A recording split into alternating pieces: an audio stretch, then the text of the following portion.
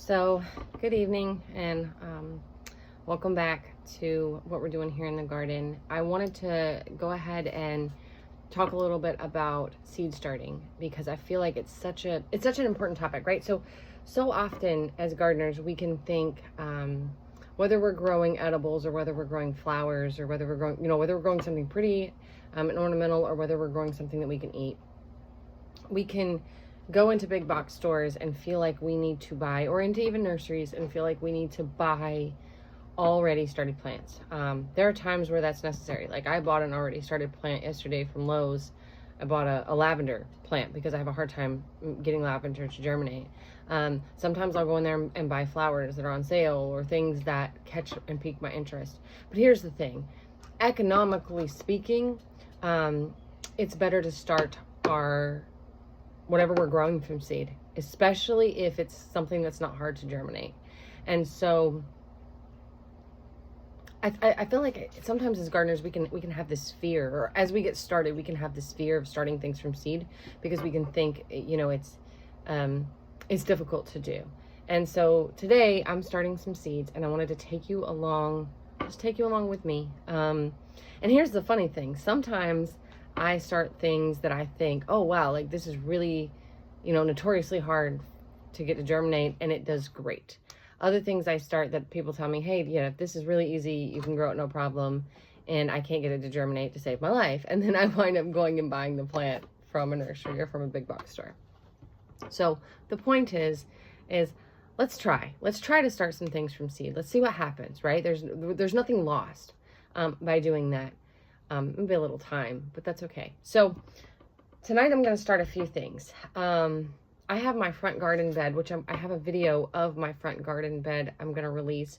And in my front garden bed, the goal is to grow beautiful things alongside edible things. And so I'm starting some more flowers and some more things that can go into my front garden that's beautiful, and I'm also putting some things in it that are edible.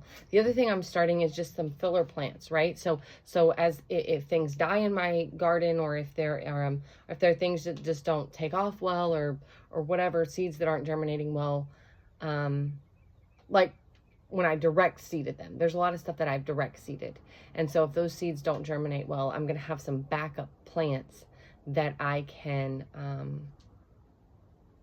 just take out into the garden and replace whatever doesn't start or whatever dies off. Okay, so I'm going to be starting a few things. Some nasturtiums. I really love these flowers. They're also edible, but I just kind of like looking at them. They're also good, kind of like, they help in some ways when it comes to pests. There's certain pests they'll kind of like draw to them. So the nasturtiums will draw certain pests to themselves, and then there's other pests that they repel. I probably need to do a lot more research to kind of give more information on that, but I know that, like, in the past I've planted nasturtiums almost as a like a sacrificial plant, like to keep pests off of my edible plants, like my tomatoes and things like that. I think squash bugs really like nasturtiums. I think so. I'm planting cosmos. I really like this. These are just some general seed packets I got from the store, big box store. There are a lot of places I like to buy online, and my gardener being one of them. But the other day I'm in Lowe's, and there were some pretty flowers that caught my eye, and the seed packets are $1.99, so I picked them up. So here's some zinnias. Love zinnias. Hollyhock. I've been looking for that.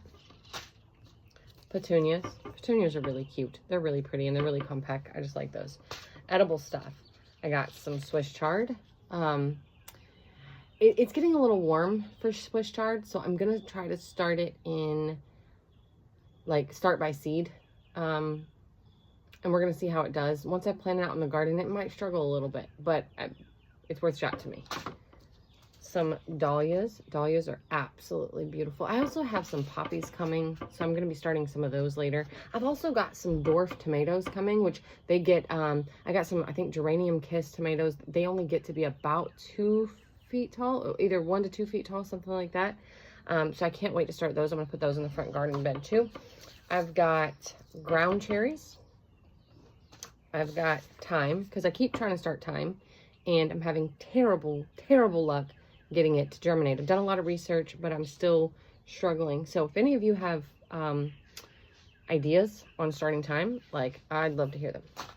Okay, let's see here. The other thing I'm going to do is in the front garden bed, I'm having some trouble getting my zucchini plants to germinate. I have some germinated out there, but not everything that I want has come up. And I've planted it a few times, and I think birds are stealing my seeds. So I'm going to try to just start them and grow them for like a week or two. So I'm going to put them in a smaller, anytime you start squash plants, squash plants grow very quickly and they're very big seeds. So here's kind of a general rule of thumb. If you start something that's a really big seed, generally speaking, you are not going to start it in these tiny little cells. You're going to start it in something like this. However, because I'm only planning to grow the squash for maybe a week or so, just enough to get the seed established and growing, I'm going to actually start them in these tiny little things, and I'm going to plant them in the garden. I'm just going to do it right away. And you can do that if you do it carefully, but it's best practice. Plant them in stuff, something like this. Oh, there's dirt. And let it grow for like 4 weeks, and then you can go plant it in your garden. Okay, so I said squash. The other thing I'm going to try to germinate, and again, this is because, or I'm going to start by seed. This is all because I've direct seeded it in my front garden, and I'm having terrible germination. And I really do think it's these birds still in my seeds. I'm laughing because I'm actually looking at a bird right now in my garden. As I'm talking about them stealing seeds, there's the culprit right there.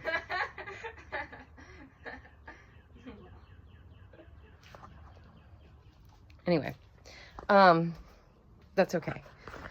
We'll let the birds have the seeds. Okay, so I'm gonna start some peppers. Yeah, because I keep direct seeding them outside, and they, for whatever reason, they're not coming up. And peppers take a ridiculously long time to germinate. So I am gonna start peppers in this. Now, here's the thing. Peppers are a small seed, but they can grow for a really long time in something like this. You know what? I could technically grow my peppers in a smaller thing and again plant them out.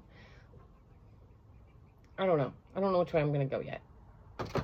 Maybe. We'll see. We'll see. Because I could technically grow my peppers in a smaller container like this and plant them out in about 3 weeks or so, 3 or 4 weeks. I'm going to show you that because I have some peppers started. This is a Cubanelle pepper, which is one of my favorite. Oh, let me get it in frame. One of my favorite peppers. This is super tiny. I actually started this seed 2.5 weeks ago, and that's what it looks like now. About 2.5 weeks ago, between 2.5 weeks ago. Yeah. For comparison, I started that seed at the same time I started this basil. And you can see the basil, that's basil. And that basil is huge in comparison to the Cubanelle pepper, right? That's a tomato, started relatively the same time. See, here's another Cubanelle pepper that has not even germinated yet. Here's another Cubanelle pepper, it's not even germinated yet. So peppers can take a really long time to germinate. So we're gonna start some of those. Okay, so the first thing that I did is I got out some, I'm terrible with labeling things. And because of that, I always forget what I've planted where. I'm going to try to do better. Yeah, I'm going to try to do better this time. So I'm getting some popsicle sticks out, and I'm going to label everything that I'm planting. I went ahead and pre-moistened my soil. I went ahead and wet my soil. I'm using a seed starting mix. Not an expensive seed starting mix, just a seed starting mix that I bought off Amazon. And really, like, seed starting mix doesn't have all of the big pieces of wood or you know, big particles that you might find in maybe some lower quality potting soils or some unfinished compost. You know, sometimes we get compost and we think it's finished. It's not finished, bad compost. And so you can have really, really big pieces of wood or things that aren't broken down. And because of that, that can make germination of your seeds really spotty. So it's best to start with seed starting mix if you can. So as I go through and I'm labeling, right now I'm just labeling everything, and I have most of it, you know, done already, but I want to go ahead and finish labeling my seed cells so that in a week or two when things come up, I'm not wondering what in the world I planted where. Let's see. And I think I got enough. I really don't like banana peppers. I planted them for my mom. But she lives 2 hours away. And so I've got a couple banana peppers and they're doing pretty well so far. And so I think we're going to have to find things to do with banana peppers. Okay, so I'm going to do another Cubanelle pepper though. That's a sweet pepper. I don't really like a lot of hot peppers. So I plant mostly sweet, but I think I need to add in a couple of, like maybe mildly hot peppers. I'm going to get some jalapenos or something like that. Maybe here shortly in the near future.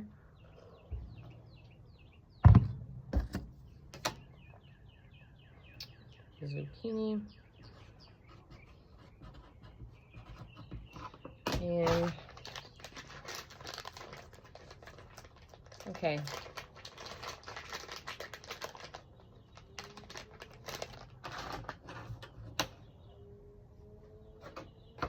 Oh yeah, we'll just do that. Zucchini and green scallop. I really like this. I want to try this. I'm really excited to try this. I haven't tried it yet, but it looks cute. It's called the green scallop Bennings squash. They look like little miniature UFOs.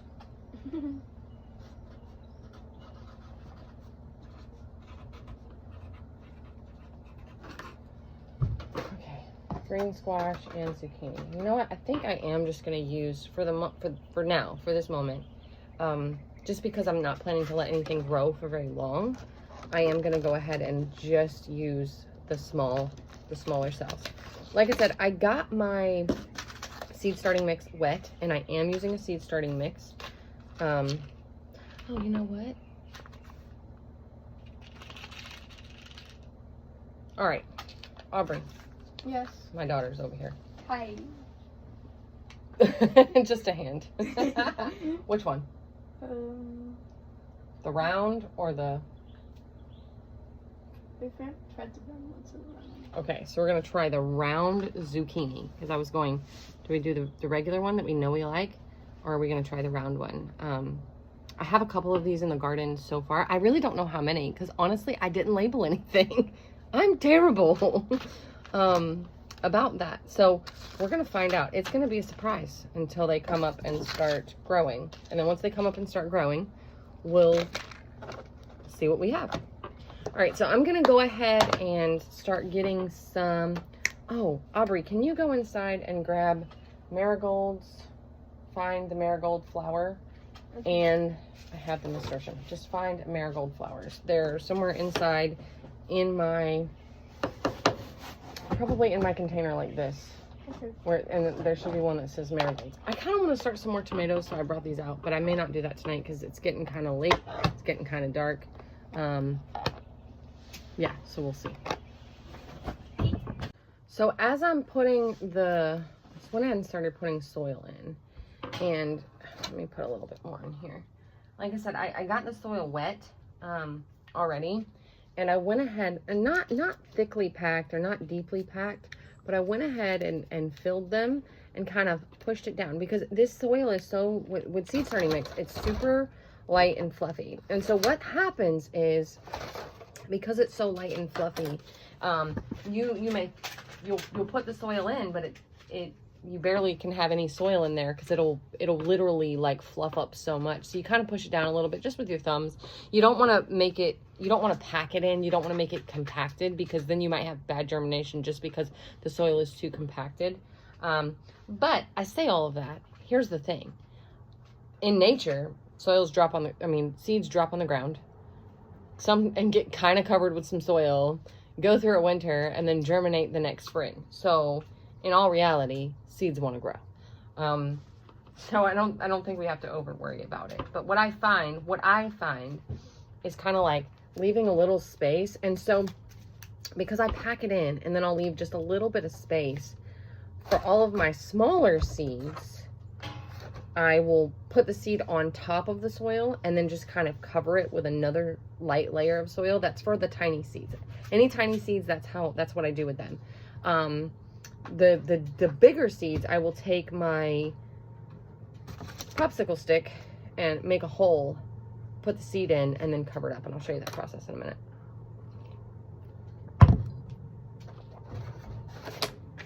And you know, what's interesting, I was just talking about getting seed starting mix to avoid all like the big sticks and chunks of stuff. Look at that. That's a big stick in a seed starting mix. It's a little frustrating, to be honest with you. This is kind of something that's been happening. I'm sure it happened before, but I've noticed it a lot. I'm noticing a lot as the years go by. Excuse me, since 2020.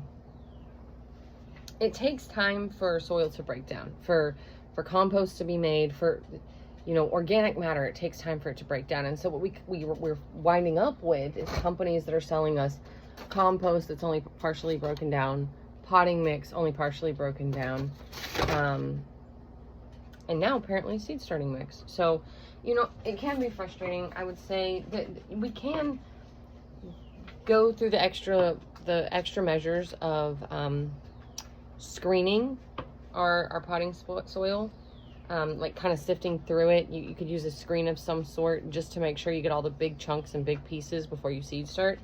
Frankly, I'm too lazy to do that, which is why I buy seed starting mix, right? I'd rather spend a little bit extra money.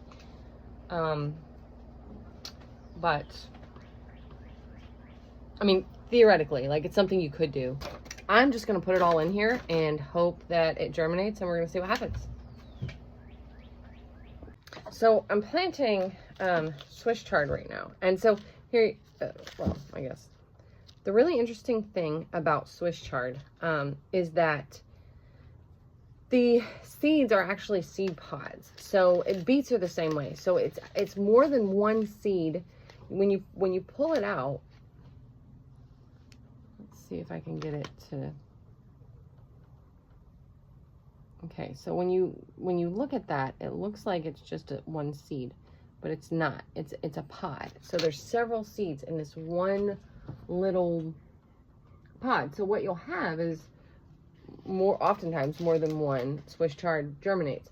I typically let it happen, and then I will harvest them as baby greens. I'll let them, you know, some of them will grow up bigger, but there will be some that don't, and I harvest them as baby greens the same way I do with lettuce. I have found that works really well for me. I guess I should show you kind of what I'm doing here.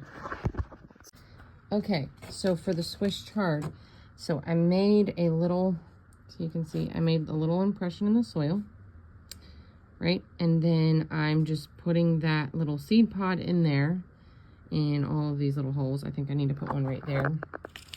It's not super deep, but there's some depth to it. And then what I'll do, kind of hard to hold the camera with one hand. Okay, so then I'm gonna put that seed pod. I can help you. Okay, you want to hold the camera? Sure. I'm gonna put that seed pod in there. Go ahead, put it over here. Okay, so then what I'm gonna do is just kind of push that soil back around it, and because we want good contact with, there's a little piece of something. We want good contact with the soil. I'm also gonna push it down a little bit. So bring the soil back around and then push it down so that we're covering the seed. We're not covering it too deeply, but we're also getting good contact with the soil. And what we don't want is it to be too fluffy. We want it to be fluffy. I think I just threw that seed out. Okay, there we go. We want it to be fluffy, but not too fluffy. So I kind of want to show, because I'm going to be doing this like bell peppers. Bell peppers are smaller seeds. Petunias are well, some petunias are small seeds. I'm trying to see. So the way that we do big seeds and the way that I do big seeds and the way that I do small seeds are two very different things. A Swiss chard is kind of in between. It's not big, not small. But like, for instance, a scalloped squash. Let's start with this. A scalloped squash. Any squash seed, summer squash, winter squash. The difference in summer squash and winter squash, by the way, really means that I'm going to need more than that, aren't I? Let's see. How many do I have? Okay. So the difference between summer squash and winter squash really is the fact that a summer squash, you harvest and you're going to eat like fairly quickly, like right away. And a winter squash will store for a very long time. And that's really what it means. You grow them both during the summer though. Okay, so I'm going to show you really quickly this green squash. So this seed. Okay, so green squash, the squash plants, they look like this. It's this big. Aubrey, you want to hold the camera for me? Sure. So with this guy, what we're going to do is come over here to the thing. We're going to put this thing down pretty low. And we're just going to put it in here. I love how you use popsicle sticks to plant it. Isn't that crazy? Yep. That actually can use some more soil. And it's okay, that squash plant, it'll come right up through. I'm not put that much soil on it. It'll come right up through. It's a big seed. That's why we do not like to plant them in small things like this. I'm only doing this because it's not going to be in here for very long. But generally speaking, you would grow them in something more of this size. Back up from the camera a little bit. More of that size. Generally speaking. Okay, so I'm going to just do 2.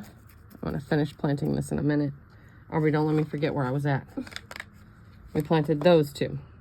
And plant all the rest of those. Because I want to show you this in Cubanelle pepper. So lettuce seeds are really, really small. We're not planting anything like lettuce or carrots. Those are even tinier than what we have right here. We do have some time, but I don't know how we're going to get there, if they're going to get there today. Put it on this one, baby. So here's the Cubanelle pepper. I'm just going to do 3 of these. So what I'm going to do is make a little impression. I'm going to go ahead and put 2 because I don't want to be waiting around on germination. And do the same thing. I'm going to make a little impression. A lot of times when I'm planting seeds, I will plant like 2, but I won't plant 2 in the same hole. I'll plant like 1 up here and maybe 1 over here. But because I have a lot of these, I'm more just planting this as just an additional planting. A little extra right there. Because I'm just planting this as an additional planting. I'm not super concerned about all of them germinating or making sure I have perfect germination. Okay, so I need to finish planting that one. We know we need to still plant that one. We know that we did this one already. Okay, so just so that we have okay, so time. Let's do time really quick before we get out because I feel like it's, let's see. All right, this is an incredibly tiny seed. You can kind of see, right? So thyme is really, really tiny. I'm gonna go over here, Aubrey. Okay. So what I'm gonna do with the thyme plant, instead of the way that I'm gonna plant this one, I've already kind of packed the soil in. So you can see I made the soil, made sure it was kind of already pushed down. So I'm literally just sprinkling the thyme on the surface. Now, don't ask me if this is the right way to plant thyme, because apparently I really cannot get this thing to germinate. I've tried getting thyme to germinate a few times and with no success. I think last year I did get it to germinate. Yeah, you got it to germinate, but it didn't live for very long. Last year it didn't live for very long. So So what I'm going to do now is cover the soil lightly. It's a super tiny seed. It's not going to have the strength to push up through a mountain of soil to get to the top. So we're just going to lightly cover it and pack it down just a little bit, again, because we want to try to get good soil compaction. So I'm going to go ahead and finish planting these things. I'm running out of daylight and I want to get it done before I go back inside. But thank you so much for hanging out and starting seeds with me today. May your gardens be filled with grace and may you be abundantly blessed. Until next time.